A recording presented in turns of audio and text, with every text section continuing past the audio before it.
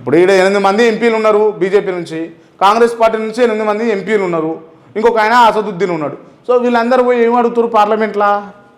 అధికారంలో ఉన్నప్పటికీ ఎంతో కొంత సపోర్ట్ చేసినప్పటికీ ఇక్కడ ఉన్నటువంటి ఎంపీలు ఏం అడుగుతూ ఉన్నారు? పక్క రాష్ట్రం ఆంధ్రప్రదేశ్ చూడిపోయారు సార్. ఆంధ్రప్రదేశ్లో టీడీపీ కీ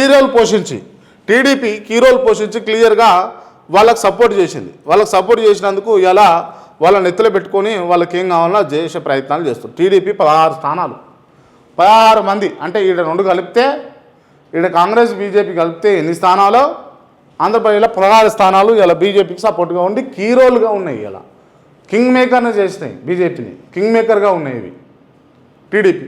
సో ఇట్లా మనకు స్థానాలు ఉంటే, లేకపోతే మనకు వాల్యూ ఉంటే ఖచ్చితంగా మనం అడిగింది వచ్చే అవకాశాలు ఉంటాయి. సో అందుకోసమే డీలిమిటేషన్ దక్షిణాది రాష్ట్రాలు నిరాకరిస్తున్నాయి, వద్దని చెప్తా ఉన్నాయి. కొంతమంది దక్షిణాది రాష్ట్రాలలో ఉన్నటువంటి రాజకీయ విశ్లేషకులు కావచ్చు, లేకపోతే సామాజిక నాయకులు కావచ్చు, వీళ్ళందరూ కూడా డీలిమిటేషన్ వద్దు అని చెప్పేసి అయితే మరి నోరు విప్పుతున్నటువంటి సందర్భం. సో దానికి సంబంధించినటువంటి అంశాన్ని అయితే మీకు తెలియజేసేటటువంటి ప్రయత్నం అయితే చేసినాం.